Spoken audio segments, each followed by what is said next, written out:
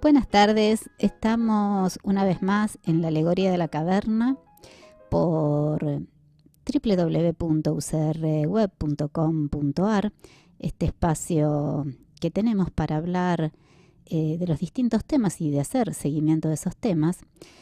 Un programa que tiene la producción general de Arturo Cavallo y que está desde hace 6 años en el aire en AM690, K24 en radio. Estamos los martes, miércoles y jueves a la hora 16 con una programación diferenciada de la que hacemos a las 16 acá en UCR Web. También estamos en Radio Sentidos, www.radiosentidos.com.ar los sábados y domingos, y también sábados y domingos en la FM 91.9 Roteco Radio de General Rodríguez. Y la verdad, qué fuerza que tenemos las mujeres. Hoy soy figurita repetida porque estuve a la hora 12 en el programa de Adriana Rossetti y hablamos un montón y hablamos de todas estas cosas que hacemos las mujeres por las mujeres y por la sociedad en general. Y bueno, yo recomiendo, pues estaba del otro lado del vidrio cuando estaba el programa de Arturo Cavallo, Mañana, Tarde y Noche, que estaba con la abogada Marcela Quintar, tratando ahí como una leona de defender los derechos que tenemos los propietarios. Y bueno, una fuerza, Marcela Quintar, que bueno, tanta fuerza como estas mujeres que venimos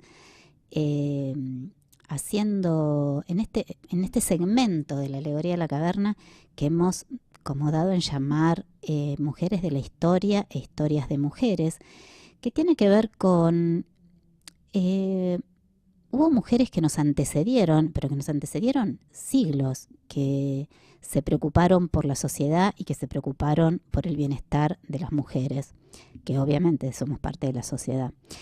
Y hay mujeres que esa puertita que abrieron en otros siglos, esos pequeños espacios que con tanta fuerza, algunas mujeres que conocemos muy poco, algunas con nombres de calles en Puerto Madero, es a veces lo más que sabemos de ellas, han hecho un camino o nos han allanado el camino o nos han abierto la puerta para que podamos ahora otras,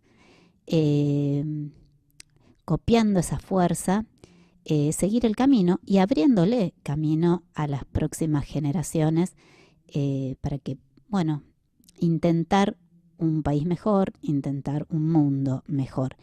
Y si hablamos de alguien que tuvo una fortaleza impresionante y que fue además una militante de la Unión Cívica Radical, fue Elvira Rawson. Elvira Rawson de Lepiane.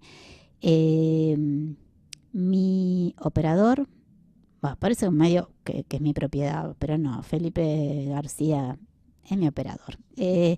Bueno, a mi operador yo le voy a pedir que ponga un videíto de Elvira Rawson y después seguimos hablando, les sigo contando. Biografía de Elvira Rawson.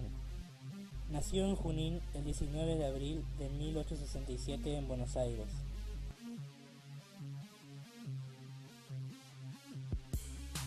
Fue la segunda mujer en recibirse de médica en Argentina en 1892 y una destacada luchadora feminista para la igualdad de derechos para hombres y mujeres.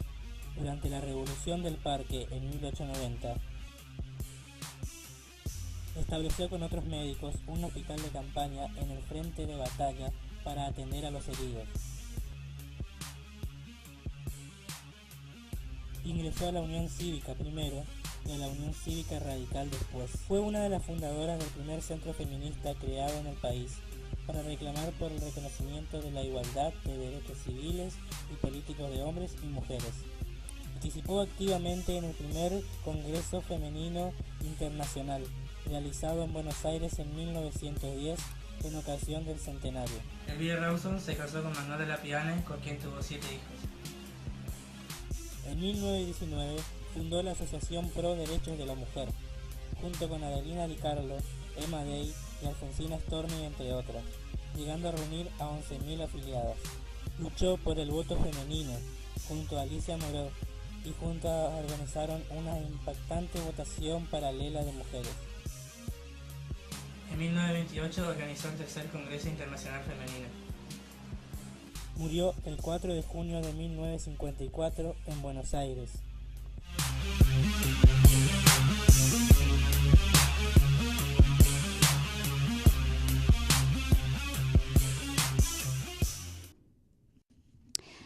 No hay demasiada información acerca de Elvira Rawson, lo cual es una injusticia realmente. Pero bueno, podemos contar de ella lo que no se dijo o ampliar un poco lo que escuchamos en el video, que Elvira Rawson, ser reconocida como ciudadana y tener derecho al voto no fue solo una pasión, sino que fue su vida entera. Y cabe señalar esto porque nosotros creemos que el voto femenino fue gracias al peronismo, que fue gracias a Eva Perón. Y la verdad que hubo muchísimas mujeres, muchísimas, y de otros partidos políticos, del Partido Socialista, la Unión Cívica Radical, que lucharon por el voto femenino. Se dio en ese momento histórico del país, se dio que las mujeres pudiéramos tener acceso al voto. Pero el trabajo de base, esta cuestión de ir rompiendo hielos, se empezó mucho antes. De hecho, lo que Elvira Rawson hizo en una de las votaciones, que es armar una votación paralela, era una manera de demostrar esto es en cualquier momento se va a tener que institucionalizar porque ya estaba absolutamente armada hasta la escenografía. Ella fue una de las primeras mujeres que obtuvo el título de médica, fue la segunda mujer que tuvo el título de médica recibida en la Universidad de Buenos Aires, lo cual no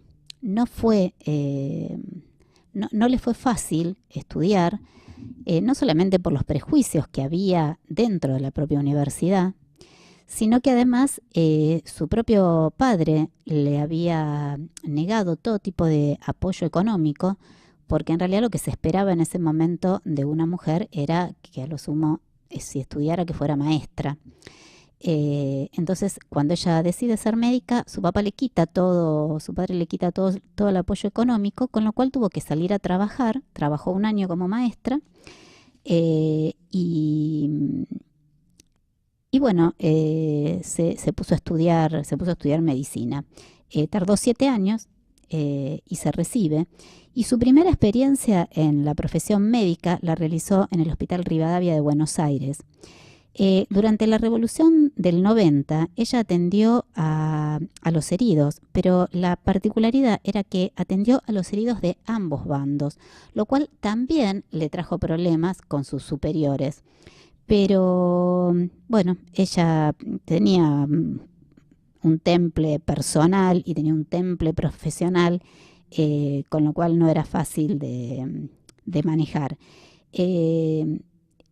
Su trabajo cotidiano llevó a ser reconocida por el doctor Leandro N. Alem, quien la llevó a afiliarse a la Unión Cívica Radical, partido político donde tenían eco, era el partido político donde habían encontrado eco esas ideas progresistas que tenía Elvira Rawson, sobre todo esas ideas progresistas sobre el ser y el hacer de las mujeres.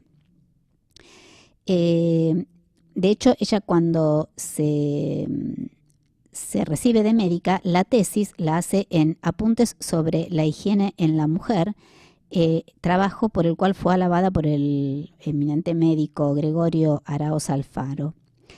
Este estudio fue el punto de arranque de su carrera política, porque a partir de esta tesis ella empieza con todas sus luchas para mejorar la situación de la mujer en la Argentina, con la cual la llevó a ser una de las más reconocidas feministas de principios de siglo.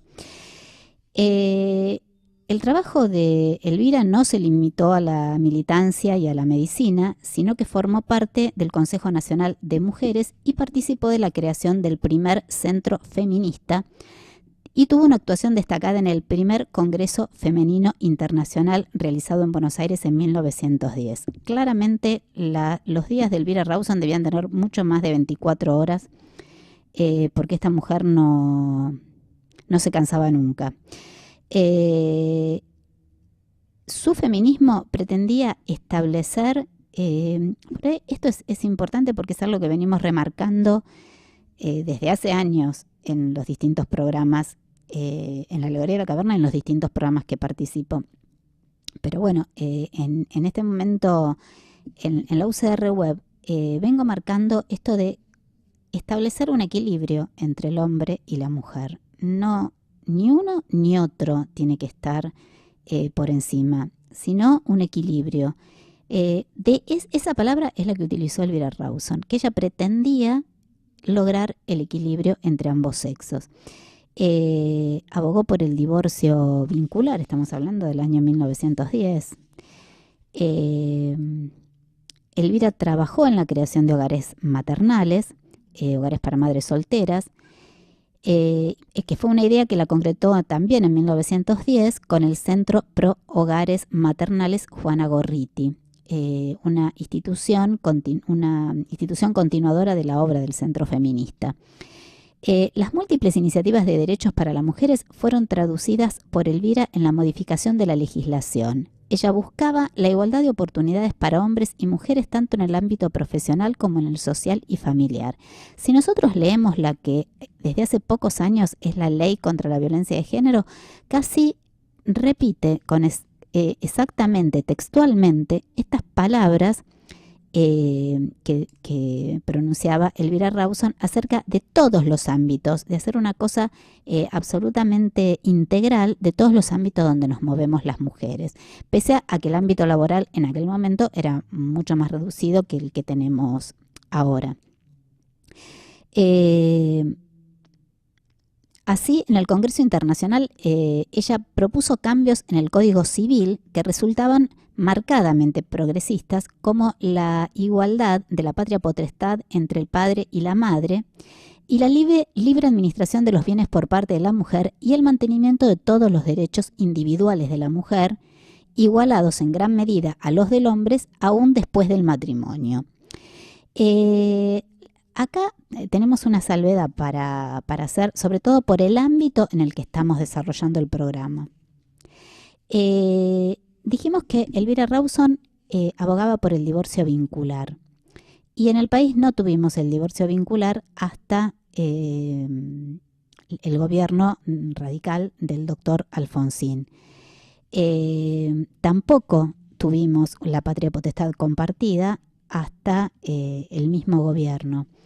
Y otras que lo hemos hablado hoy al mediodía en Con Luz Propia con Adriana Rossetti, que quizás porque nosotros cuando asume el doctor Raúl Alfonsín teníamos tantas necesidades, tantas necesidades de libertades, tantas necesidades de justicia, que hubo muchos adelantos que se hizo en materia de derechos de la mujer durante ese periodo que quedaron como tapados por todo lo que fue el trabajo sobre los derechos humanos. Obviamente los derechos de las mujeres son derechos humanos también, pero bueno, específicamente hablábamos de los derechos humanos que habían roto la junta militar, el gobierno militar, la dictadura. El reconocimiento a sus planeamientos a favor de las mujeres vino después, pues porque en su momento incluso fueron severamente juzgados. sea, imaginemos que si nosotros estamos hablando que el derecho a la patria potestad compartida, que el derecho el divorcio vincular aparece alrededor de los años del 1980 y tantos, después de la segunda mitad del año de la década del 80, ¿cómo no iban a ser juzgados un siglo y medio antes, o 50 años antes, o 100 años antes? Pero bueno, ella eso no impidió que ella continuara avanzando, y en 1919 fundó la Asociación Pro Derechos de la Mujer, secundada por otras grandes feministas como Alfonsina Storni, que también en algún momento vamos a traer la historia de esta mujer que fue madre soltera, con una historia riquísima, no solamente desde su labor literaria, sino desde su propia historia de vida y desde cómo se paraba ante estos derechos de las mujeres. Paralelamente a esta labor de difusora del feminismo, Elvira Rawson fue entre 1907 y 1908 médica inspectora y médica de la tercera sección de higiene del Departamento Nacional de Higiene. Para ese entonces, ella era la única mujer que integraba el staff de empleados de ese lugar. Yo imagino lo difícil que debe ser tratar de hacerse camino en un mundo donde absolutamente patriarcal, siendo la segunda mujer médica, con lo cual no debía tener demasiado apoyo profesional, y además, bueno, trabajar en un mundo absolutamente dirigido por hombres, y bueno, y ser ella la única mujer ocupando esos espacios y representándonos. En 1916, Elvira fundó y dirigió la primera institución dedicada al cuidado de niños débiles en Mendoza. Una de las primeras propuestas, por ejemplo, fue establecer la copa de leche obligatoria en las escuelas.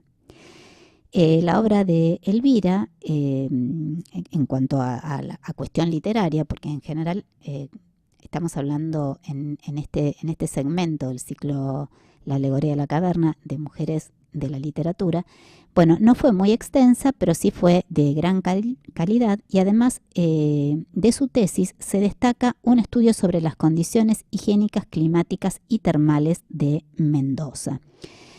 Elvira nació en Junín el 19 de abril de 1867 y murió el 4 de junio de 1954, después de una vida de lucha por los derechos de las mujeres en muchísimos frentes. Así que, bueno, para mí un gusto traer a estas mujeres de la historia a nuestro presente, porque me parece que fuera de una calle o fuera de algún, en este caso nosotros en la Dirección General de la Mujer tenemos un centro integral de la mujer que lleva el nombre de Elvira Rawson, pero fuera de estos pequeños homenajes que se le pueden haber hecho poniendo su nombre a determinados lugares o a determinados efectores, me parece que conocer la verdadera historia y los verdaderos esfuerzos que estas mujeres hicieron, bueno, me parece que es importante porque también son un espejo donde mirarnos. Y bueno, pasamos ahora a otra mujer. ¿Qué mujer? Para mí no les puedo explicar, ustedes saben que a mí me encanta la literatura, que les traigo siempre a distintas mujeres, en este caso mujeres que fueron importantes personalidades de la literatura, porque también el ámbito literario es un ámbito que le ha sido y le sigue siendo aún hoy, lo vamos a escuchar, bastante hostil a las mujeres. Pero esta mujer, esta escritora nicaragüense, Gioconda Belli, rompió con todos los estereotipos que se esperaban de una mujer y que se esperaban de una escritora. para mí, junto a Vera Baldor, fueron las escritoras que lograron plasmar el erotismo de la forma más inteligente y sutil que nos podamos imaginar. Yo le pido a Felipe García si empezamos a poner algunos tramos de la vida de Gioconda Belli.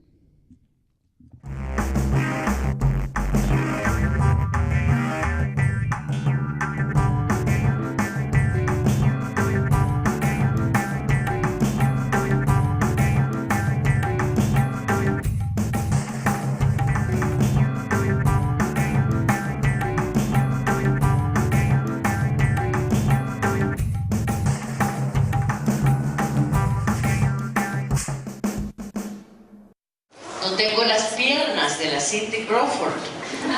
No me he pasado la vida en pasarelas, desfiles de modas, tostada bajo las luces de los fotógrafos. Mis piernas son anchas ya llegando a la cadera. Y a pesar de mis múltiples intentos por ponerme trajes aeróbicos y tirarme en el suelo a sudar, no logro que pierdan esa tendencia a ensancharse como pilares que necesitaran jugoso sustento. No tengo la cintura de la Cindy Crawford, ni ese vientre perfecto, liso y ligeramente cóncavo, con el ombligo deslumbrante en el centro. Alguna vez lo tuve. Alguna vez presumí de esa región de mi anatomía. Fue antes de que naciera Camilo, antes de que él decidiera apresurarse a nacer y entrar al mundo de pie, antes de que la cesárea me dejara cicatriz. No tengo los brazos de la Cindy Crawford, tostados, torneados, cada músculo fortalecido con el ejercicio indicado, las pesas delicadamente balanceadas. Por último, y como la más pesada evidencia, no tengo el trasero de la Cindy Crawford, pequeño, redondo, cada mitad exquisitamente delineada. El mío es tenazmente grande, ancho, ánfora o tinaja, ustedes escojan. No hay manera de ocultarlo, y lo más que puedo es no tenerle vergüenza, sacarle provecho para leer cómodamente sentada o ser escritora. Pero decime, ¿cuántas veces has tenido a la Cindy Crawford a tus pies? ¿Cuántas veces te ha ofrecido como yo ternura en la mañana, besos en la nuca mientras dormís, cosquillas, risas, el sorbete en la cama, un poema de pronto, la idea para una aventura, las premoniciones? ¿Qué experiencias te podría contar la Cindy Crawford que remotamente pudieran compararse con las mías? ¿Qué revoluciones, conspiraciones, hechos históricos tiene ella en su haber?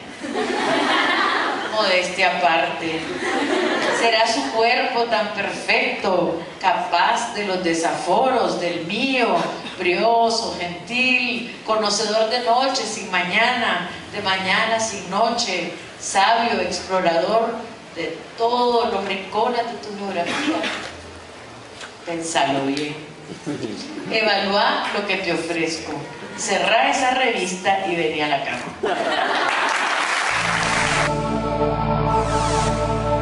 Bienvenidos a Materia Gris. Hoy tenemos el honor de presentarles a una de las más importantes escritoras latinoamericanas. Nos encontramos con Gioconda Belli. Bienvenida a Materia Gris. Gracias, encantada de estar con ustedes. Bueno, gracias más bien por acompañarnos. Vamos a ver ahora una cápsula que resume un poco de su historia y también de su trayectoria a nivel de literatura. Una mujer sin miedo, que construyó su propia revolución por medio de las palabras. Gioconda Belli es sinónimo de poesía honesta, que se mete en la piel y a la vez, cuando es necesario, abofetea conciencias. Considerada una de las mejores escritoras de América Latina, ha llamado la atención por su manera de abordar el feminismo y el erotismo, así como los temas sociales y políticos. Nació el 9 de diciembre de 1948 en Managua, Nicaragua, hija del empresario Humberto Belli y Gloria Pereira, fundadora del Teatro Experimental de Managua. Cursó la secundaria en Madrid, España, y estudió publicidad y periodismo en Filadelfia, Estados Unidos. Su oposición a la dictadura de Anastasio Somoza la obligó a exiliarse en México y Costa Rica. En 1976, las lloviznas josefinas recibieron a una Gioconda Belli que buscaba reinventarse a sí misma tras dejar su patria. Aquí tuve un hijo, trabajé en la publicidad Garnier, tuve además la experiencia de la solidaridad extraordinaria del pueblo costarricense con todo lo que fue la lucha contra la dictadura somocista. En ese tiempo también estaba encargada de las labores de organización de la solidaridad por parte del Frente Sandinista aquí en Costa Rica. Posteriormente regresó a su país y de 1979 a 1994 militó en el Frente Sandinista de Liberación Nacional, donde incluso ocupó varios cargos gubernamentales. Inició su carrera con poesía revolucionaria y feminista en la década de los años 70. Posteriormente incursiona en la novela. Ha ganado importantes premios como el Casa de las Américas por su libro Línea de Fuego en 1978 y el premio Sor Juana Inés de la Cruz por El infinito en la palma de la mano en el 2008. Su obra literaria se ha traducido a más de 14 idiomas. Sus letras han inspirado a varias generaciones que se contagian por esa manera tan particular y honesta de narrar, dejando un poco de sí en cada historia, en cada poema, en cada palabra.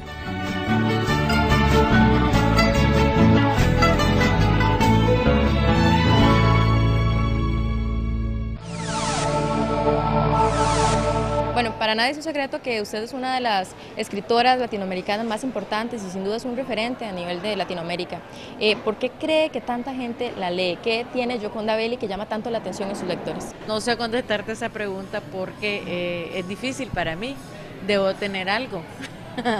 Pero mira, yo creo que es una combinación de que mi literatura es accesible, de que ha tocado algunos temas importantes como el caso de la lucha por un mundo mejor, vamos a ponerlo de esa manera, y de el amor visto desde otro punto de vista, el cuerpo de la mujer, la sexualidad, vista de una forma más libre y más la mujer como sujeto y no objeto sexual, ¿no? Entonces yo creo que eso ha sido lo que ha llamado la atención. ¿Siempre se propuso transmitir este tipo de mensaje o más bien fue algo que surgió espontáneamente a través de sus vivencias? No, surgió espontáneamente. Mira, yo empecé a escribir prosa, yo escribía poesía. Yo empecé a escribir poesía cuando tenía 20 años y mi poesía fue muy escandalosa. Cuando recién salieron mis primeros poemas causaron mucho escándalo, porque yo hablaba como una mujer que tiene un cuerpo y sentimientos, etc. Pequeñas lecciones de erotismo. Recorrer un cuerpo en su extensión de vela es dar la vuelta al mundo. Atravesar sin brújula la rosa de los vientos. Islas, golfos, penínsulas, diques de aguas embravecidas. No es tarea fácil, si placentera. No creas hacerlo en un día o noche de sábanas explayadas. Hay secretos en los poros para llenar muchas lunas. Acaricia con tu ancla el centro del lirio. Sumérgete, ahógate, distiéndete. No te niegues el olor, la sal, el azúcar, los vientos profundos, cúmulos nimbos de los pulmones, niebla en el cerebro, temblor de las piernas, maremoto adormecido de los besos. Después, cuando empecé a escribir novela, entonces ya yo tenía interiorizada la idea de lo importante que era hablar desde mi punto de vista de mujer. Ya había leído también muchísimo, desde jovencita me encantó leer y sabía que el mundo que yo leía era el mundo visto desde los ojos de los hombres, porque la mayoría de los escritores eran hombres. La mujer realmente entra a la literatura en el siglo XIX. Entonces yo empecé a pensar, bueno, hay que contar el mundo desde los ojos de la mujer. ¿no? Y empecé a escribir de lo que yo quería, de las cosas que a mí me causaban o dudas o emociones o etcétera. Y lo primero que hice fue mi novela. Bueno, primera parte de la rica historia de Gioconda Belli. Y no sé, a ustedes qué les parecerá, pero a mí me parece una escritora impresionante. No me gusta mucho el género de novela, pero sí disfruto sus novelas porque son maravillosas, pero disfruto mucho sus poemas, que sí es un género que tiene mucho más que ver conmigo. Y en estos minutos de este video, yo saqué 2 o 3 palabras que me resonaron, que una tenía que ver, bueno, obviamente con el primer poema que ella lee, donde hace una comparativa entre Cindy Crawford y ella. Pensemos, quizás hasta el final, hasta que no llegue al final de ese poema, quizás no nos percatamos de algo que las mujeres, que las feministas ponemos mucho sobre el tapete, que tiene que ver con este lugar en que muchas mujeres se colocan, en este lugar de objeto. Por eso ella también en un momento habla de sujeto. Quiero hacer los poemas y las novelas donde las mujeres sean sujeto y no objetos sexuales. Y bueno, el tema de las modelos es un tema de mucha lucha y de mucha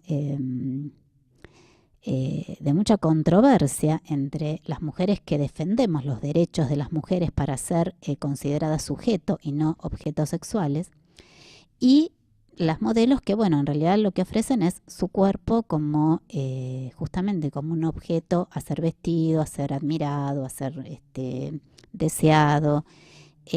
Bueno, en el final de ese poema, ella pone todo lo que como mujer tiene, todo el amor que puede brindar como mujer, pero además toda la historia que ese cuerpo, que quizás no es tan perfecto, ni tuvo el tiempo para moldearlo como el de Cindy Crawford, pero todo lo que ese cuerpo vivió, todas las historias que tiene, todas las batallas por las que tuvo que atravesar, porque ella además luchaba ella dice, por un mundo mejor, y la lucha la hacía desde Nicaragua.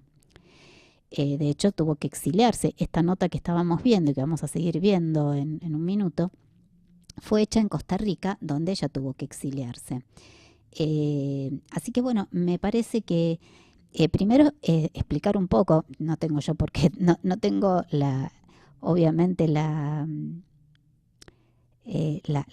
actitud, la aptitud para traducir a Gioconda Belli, pero bueno, me pareció interesante explicar el porqué de esta diferenciación que ella hace entre las modelos y las mujeres comunes que luchamos justamente por el mundo y por las mujeres.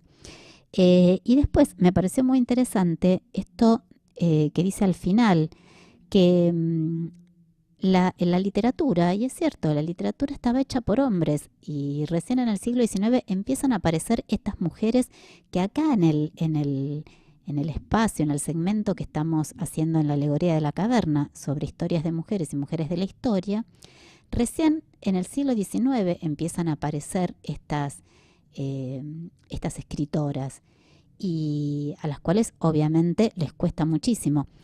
Y a mí me pareció muy interesante cuando ella habla de la mirada. Y en la alegoría de la caverna siempre decimos que es la realidad vista con otra mirada. Y me sentí como, me sentí muy identificada con esto que ella decía.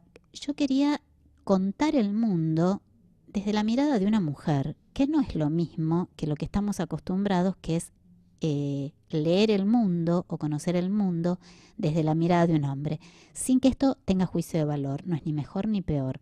Estamos diciendo que no había oportunidad de poder evaluar el mundo desde la mirada de una mujer y que eso simplemente iba a ser enriquecedor.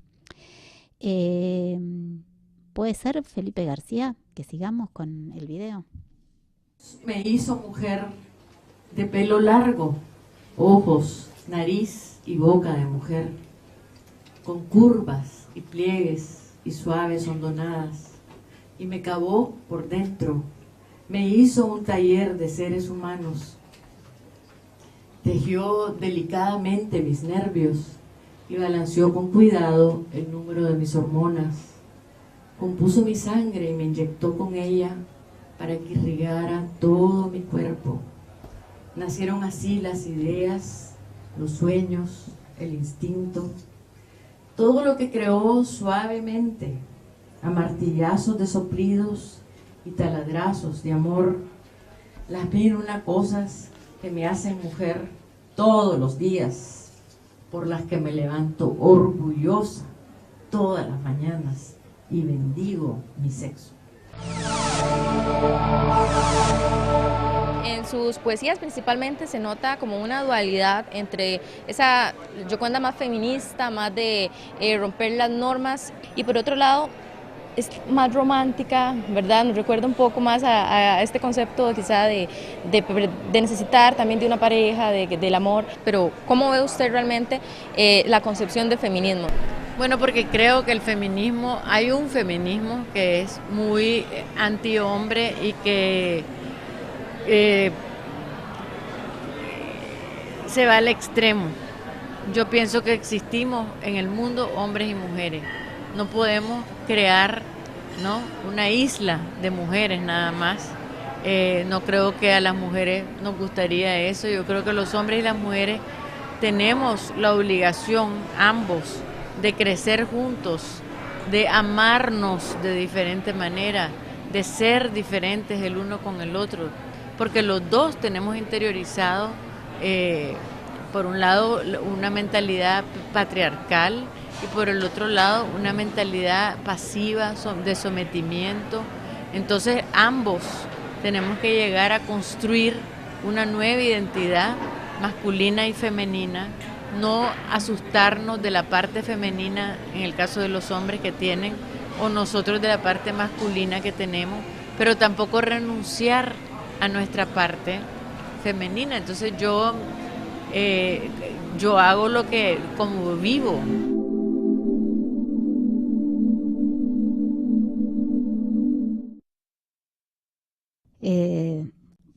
Pocas veces alguien definió el feminismo con semejante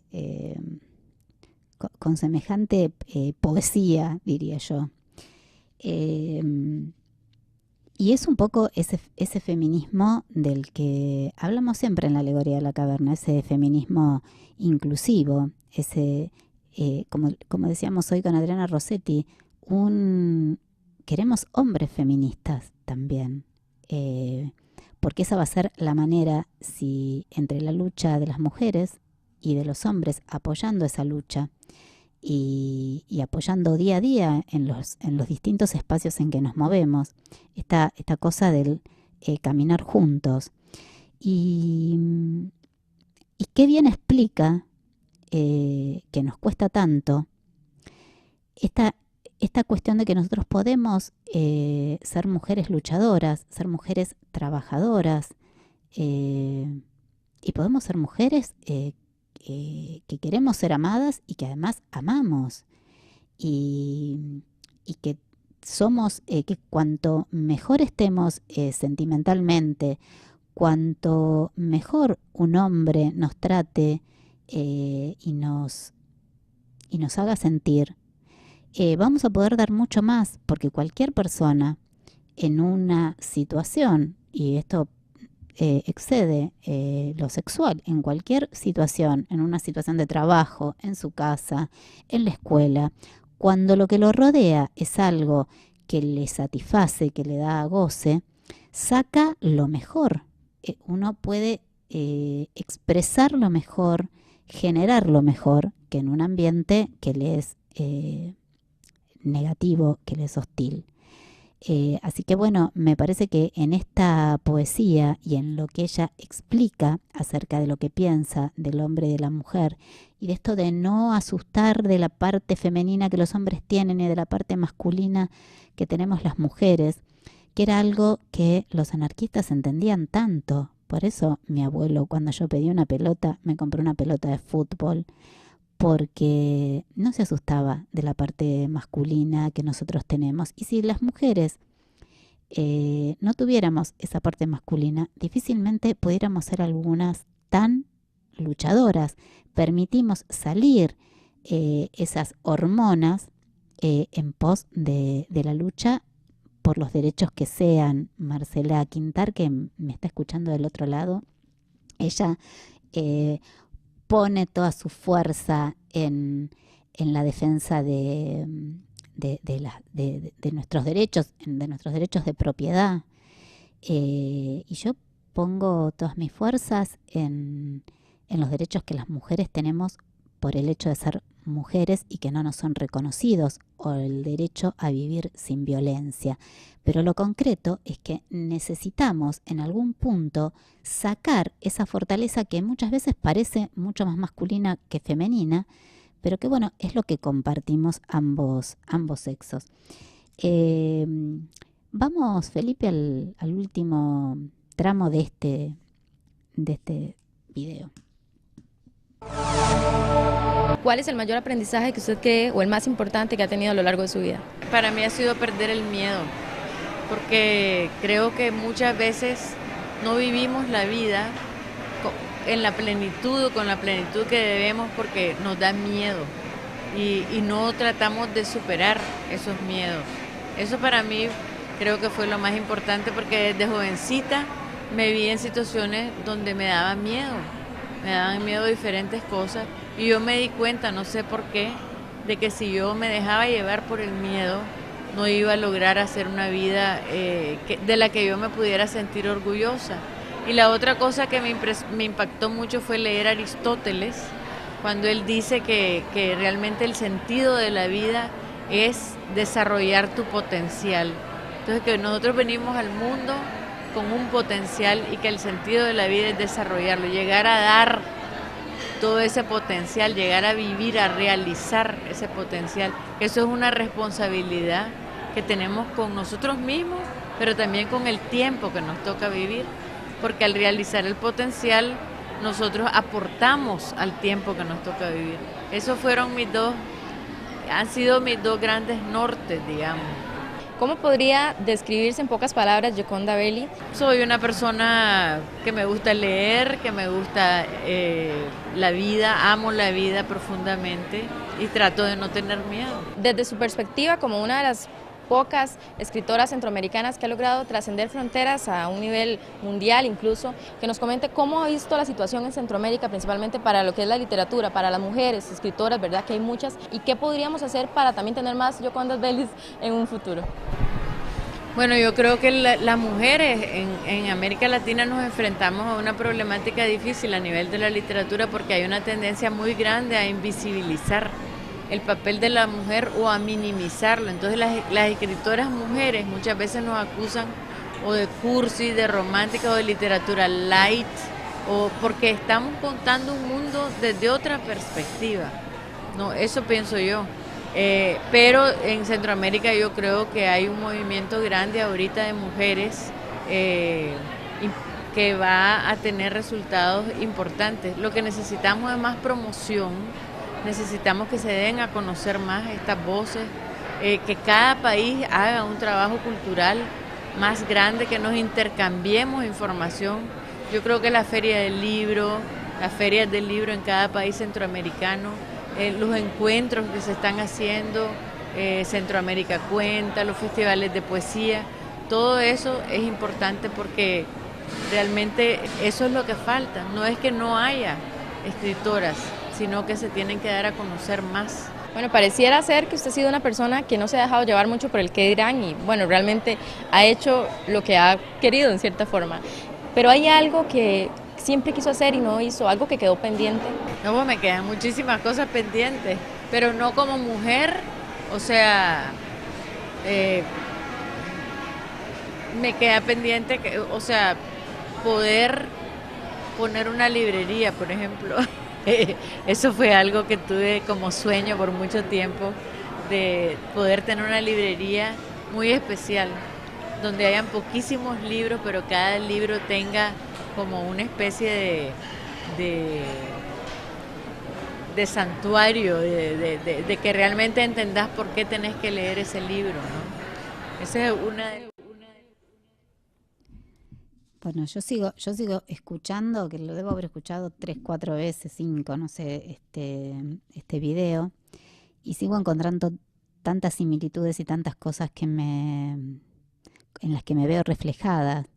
Ella habla del miedo y qué cosa que aquellas mujeres que trabajamos en violencia de género tenemos que luchar para que las mujeres pierdan el miedo, para poder denunciar, para que pierdan el miedo para cuando elijan una nueva pareja, sea una cosa diferente.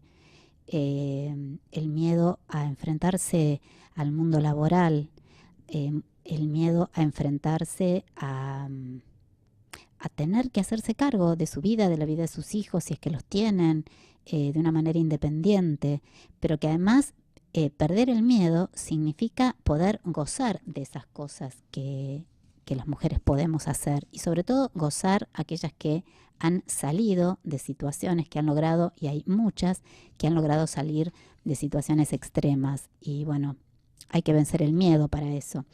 Me encantó lo de desarrollar el potencial. A mí me apena muchísimo cuando veo personas que tienen una gran inteligencia, que tienen un gran potencial y que no lo desarrollan, que va transcurriendo su vida, aquello de honrar la vida que cantaba Eladia Blasquez. Bueno, un poco eso, que podamos reconocer nuestro potencial y desarrollarlo al máximo. Esta es la vida que tenemos para poder desarrollar ese potencial. Y bueno, lo que pide es, yo subo y bajo los anteojos porque no veo ni de cerca ni de lejos, entonces es problemático además con esto, les cuento a los que nos escuchan, es problemático con esto cambiar de anteojos, entonces tengo que estar subiendo y bajando. Y hoy me traje un amigo el despertador, que no le estoy dando demasiada bolilla, pero bueno, porque no veo bien la hora en el reloj pulsero, entonces me traigo un despertador y está bien, se los cuento a los oyentes, es mi escenografía, los anteojos y el despertador. Y bueno, ella lo que pide para la literatura de las mujeres, que tenemos un montón, Isabel Allende, hemos traído hemos traído a cuento a Idea Vilariño. Bueno, tenemos cada poetisa, cada escritoras maravillosas, y ella pide difusión. Bueno, lo que estamos haciendo humildemente desde este espacio es difundir la tarea de estas escritoras que no todo el mundo conoce. Y bueno, lo último que tenemos es un video donde ella habla de su último libro, que a mí me pareció importantísimo porque habla de un momento en la vida de una mujer que se trata de invisibilizar, que es la menopausia. Creo que una de las cuestiones del patriarcado tuvo que ver con ponernos a las mujeres en el lugar de madres, y eso nos obligaba un poco a estar muros adentro, intramuros, y entonces el mundo seguía siendo manejado por los hombres. Pero nadie habla, entonces se habla mucho de la maternidad, se habla mucho, o sea, hay novelas y escritos y testimonios sobre la maternidad. Hay mucho escrito y testimonio y que demás acerca del amamantamiento. Pero ¿qué pasa cuando las mujeres llegamos a la menopausia? Bueno, esta mujer que no tiene miedo a nada, que escribió estas cosas hermosas, esos poemas hermosos que hemos escuchado, bueno, además escribió esta novela.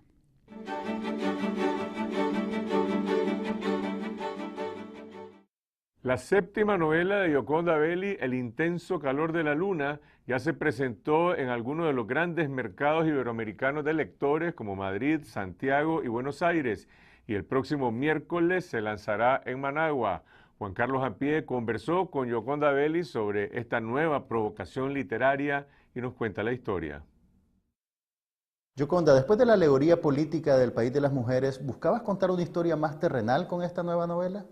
Sí, quería cambiar un poquito de ese tiempo sin tiempo que existe en las otras novelas previas a esta y crear una situación mucho más cotidiana, ¿no? Y también usar esa fórmula de la novela romántica para contar una historia que fuera, que sucediera en este tiempo. ¿Qué fue primero, el personaje de Emma o su predicamento particular? El personaje se me vino a la cabeza pasando por ese predicamento, o sea, realmente lo que pensé es cómo hacer para contar la historia de esta mujer que está pasando por este momento de su vida y qué le pasa, cómo se siente. Esa fue la idea inicial.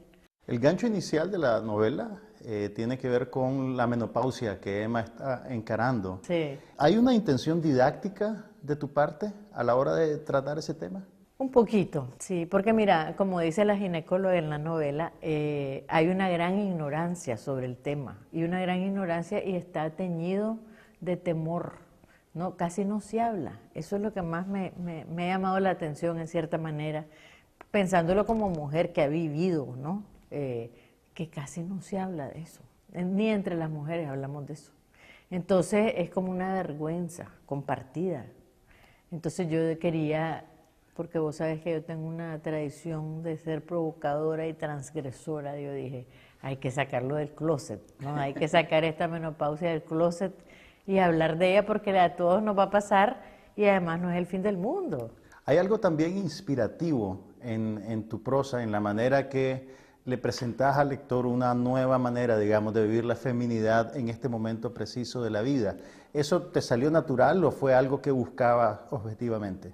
No, me salió natural porque es un poco parte de mi propia experiencia. En cierta manera, lo que motivó también la novela fue haber llegado yo a los 60 años y sentirme perfectamente bien y sentirme sexy, linda, y que todo eso que me habían metido en la cabeza de que era el fin de la historia y de todo, es mentira. Entonces, también es que vivimos una época diferente y tenemos que ajustarnos a esa época, ajustar nuestra mirada cultural y sobre todo cuando se trata de las mujeres, porque con las mujeres como que no cambia la mirada cultural, es mucho más difícil, ¿no? Que cambie el rol.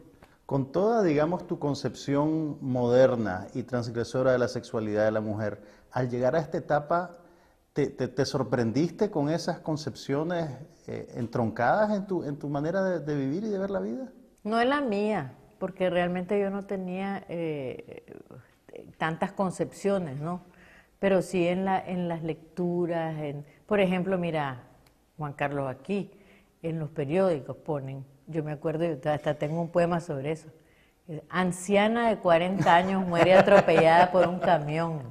Ese tipo pues te ponen anciana, si Dios guarde que tengas 60, ya sos súper anciana, ya sos una abuela, pelo blanco, hecha paste. Entonces realmente hay una situación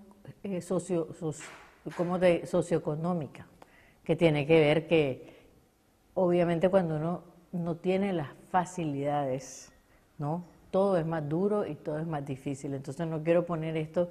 Hay una clase social que está retratada también en Emma, ¿no? Y que estoy hablando de ese tipo de mujer.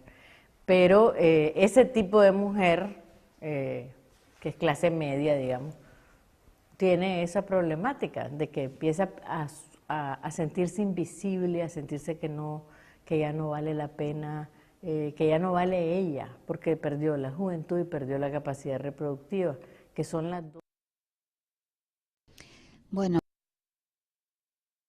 qué gran verdad esto de que parece que lo importante en las mujeres es la belleza y la capacidad reproductiva. Son los dos roles que se nos asignan. Y bueno, Gioconda Belli en el comienzo cuando empezamos a hablar de ella hablábamos de las modelos y de la belleza. Y bueno, terminamos hablando de las mujeres de alrededor de 60, que es más o menos la edad que yo tengo, y que también me siento con muchísima fuerza y me siento sexy, me siento bonita y con ganas de hacer cosas.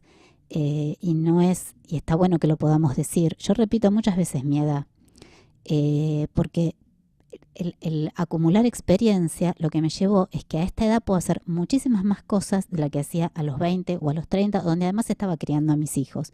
Entonces me parece que esta etapa de las mujeres es una etapa riquísima, donde tenemos quizás más tiempo de poder generar cosas, de dedicarnos a nuestras pasiones, y poder reconocer que es una edad fantástica, y poder transmitírselo a las mujeres más jóvenes que están por ahí tan preocupadas por retener la juventud. Y la verdad que la juventud está en otro lugar, además de la piel, y los años lo que hacen es que adquiramos la experiencia y hasta la forma, yo diría, no sé manejar, pero me imagino que el que maneja, uno ve al que recién empieza a manejar y lo ve como temeroso, y hay otros que cuando ya llevan muchos años, o los choferes, como era mi papá, que era chofer de colectivo, y obvio, yo lo veía a mi papá manejar un colectivo y lo manejaba como si nada. Bueno, esto es lo que nos pasa a las mujeres. Hemos aprendido a manejar lo que sentimos, a manejar lo que queremos, a manejar lo que nos rodea, no a manejar desde un sentido de manipulación, sino a manejar el deseo, la fuerza y bueno, me parece una edad bárbara, Bueno, ya está. Lo último que voy a decir de Gioconda Belli es que fue una gran luchadora contra las dictaduras de su país, en los años 70, como nosotros también tuvimos dictadura. Bueno, ella pertenecía al movimiento revolucionario sandinista. No reivindicó a los movimientos revolucionarios, pero bueno, ella luchó contra la dictadura y ahora, cuando cuenta cómo es a 3 meses de las elecciones en Nicaragua, cómo es el gobierno nicaragüense llevado sobre la persona de Ortega y su mujer, y la verdad es que hay unos paralelos que no tenemos tiempo hoy, pero les sugiero a quien les interese que vean el paralelismo entre el matrimonio presidencial nicaragüense y el ex matrimonio presidencial que tuvimos durante 12 años en la República Argentina. Como no tengo más tiempo, esto es la Alegoría de la Caverna y como siempre, salud y castañas, oyentes de la Alegoría de la Caverna.